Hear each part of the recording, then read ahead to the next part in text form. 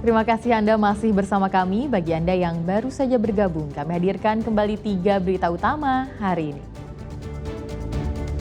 Kedapatan hendak mencuri motor, seorang pencuri nyaris meregang nyawa dihakimi warga. Jasad seorang remaja pria ditemukan tersangkut di tumpukan sampah dan bambu di aliran sungai di Kabupaten Cirebon. Ratusan hektar tanaman padi siap panen diserang hama tikus. Para petani di Kabupaten Garut rugi besar.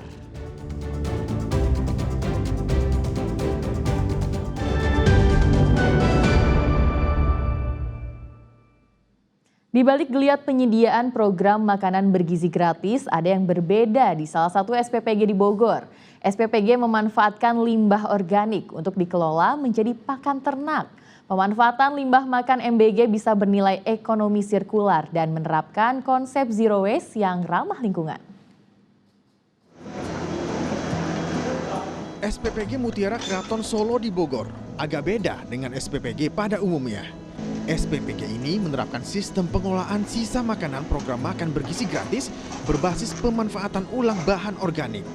Mulai dari pakan ternak hingga pupuk sebagai upaya mencapai zero waste. Pengelola SPPG Mutiara Keraton Solo menyatakan bahwa sisa MBG dikelola secara berputar agar tidak berakhir sebagai sampah. Sisa bahan dari MBG mulai dari lossnya sampai waste-nya sangat beruntung sekali. Contoh misalkan kadang-kadang saya juga beli buahnya kan pakai peti. Lah petinya kan saya punya pabrik tahu. Kayunya kan bisa untuk yang mana untuk bikin tahu. Oke, lagi misalkan saya kadang-kadang beli tauge, lah taugenya kadang ada pakai daun pisang. Lah daun pisangnya saya jadikan pupuk. Kalau contoh misalkan saya juga beli jagung atau beli boncis, pakai boncis juga. Potongan boncisnya tak kasihkan kalkun. Saya kasihkan ikan, saya kasihkan ayam. Praktik pengelolaan limbah organik telah dilakukan sejak lama dan tidak menemui kendala berarti. Pengelolaan zero waste dinilai bisa berdampak pada penguatan ekonomi sirkular di lingkungan SPPG. Kalau kita lihat dapur-dapur BGN, apakah pernah mencium bau sampah? Sudah pernah datang ke dapur BGN? Ada yang sudah mencium bau sampah? Tidak ada, karena kita mampu melakukan daur ulang. Tapi kita belum mampu mengoptimalkan, menjadikan upaya untuk mengurangi emisi gas rumah kaca ini, metan ini, untuk bisa kita masukkan dalam mekanisme carbon trading. Nah, ini adalah sebuah langkah awal. Dengan ini, SPPG Mutiara Keraton Solo memastikan sisa MBG tidak terbuang, melainkan kembali masuk dalam siklus pangan dan lingkungan secara berkelanjutan. Nah, saat ini saya sedang menuangkan makanan sisa MBG untuk pakan maggot. Nah, nanti maggot-maggot ini akan menjadi pakan ikan sehingga tak ada sisa makanan yang terbuang sia-sia. Menarik ya? Kurnia Amal, Fajri Nabilah dari Bogor, Jawa Barat melaporkan. Jelang libur Natal dan Tahun Baru, Perusahaan Listrik Negara atau PLN pastikan stasiun pengisian kendaraan listrik umum atau SPKLU tersebar merata di jalur arteri dan tol. SPKLU dengan mode normal, fast dan ultra fast charging dipastikan terpasang untuk melayani masyarakat yang melakukan perjalanan mudik atau liburan. Inspeksi stasiun pengisian kendaraan listrik umum ini dilakukan Perusahaan Listrik Negara di Kabupaten Cirebon Senin siang. Belasan mobil listrik ikut serta dalam sidak dengan tujuan akhir Surabaya, Jawa Timur. Rombongan berhenti di sentra SPKLU PLN, unit pelayanan 3 Cirebon untuk melakukan pengisian kendaraan listrik. Di sini para pengguna mobil listrik bisa memilih 3 mode pengisian, mulai dari normal, fast maupun ultra fast charging. Para pengguna mobil listrik juga bisa memperoleh informasi lokasi SPKLU melalui aplikasi.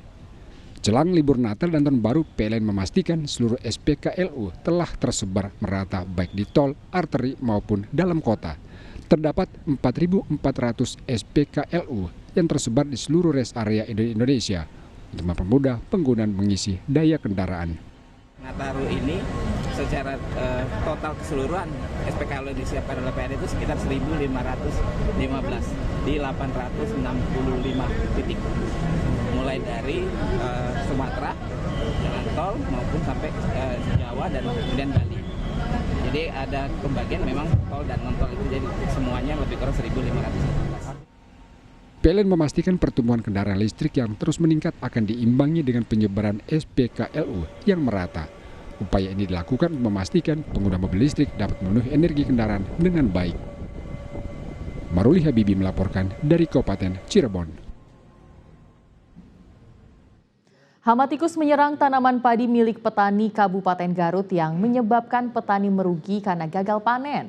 Dinas Pertanian menerapkan sistem demplot untuk mengurangi serangan tikus. Hamparan padi di Kecamatan Selawi, Kabupaten Garut kondisinya memprihatinkan dan tidak bisa dipanen. Padi-padi ini rusak akibat diserang hama tikus. Tingkat kerusakan yang terjadi bervariasi, dari sedang hingga berat. Serangan hama tikus membuat petani merugi hingga 80%. Dari catatan Dinas Pertanian, setidaknya ada 100 hektar lebih tanaman padi yang diserang hama tikus. Sejumlah petani mengantisipasinya dengan memberikan racun tikus atau melakukan pengasapan, namun ternyata hasilnya tidak maksimal.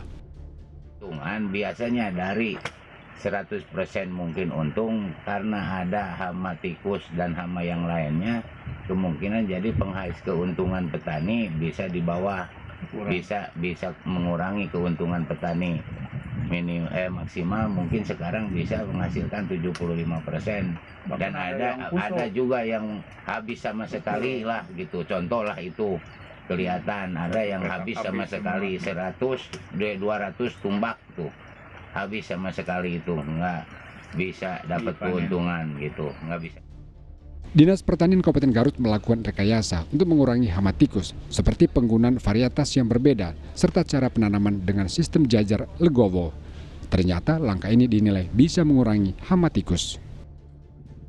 Sebetulnya di daerah Cigawir itu daerah endemis tikus selain di Pelita Asih ya gitu, yang serangan hampir mencapai 100 hektar di Kecamatan Selawi, mulai dari yang berat itunya sampai yang ringan gitunya. Jadi satu kotak itu ada yang nyampe 90% kerusakannya, ada yang 20% gitu dari satu petakan sawah gitu ya. Ya paling petani sekarang mungkin dampak dari kerusakan ini ya cukup lumayan lah gitunya, dari kehilangan hasilnya itu bisa mencapai ya 80% lah kehilangan hasil dari produksi ini. Dan upaya telah dilakukan ya dengan kegiatan-kegiatan penanganan tikus mulai dari pengomposan ya, sebelum kegiatan percontohan juga dilakukan kegiatan emposan dengan menggunakan belerang itu, terus dilanjutkan dengan pemberian umpan gitu.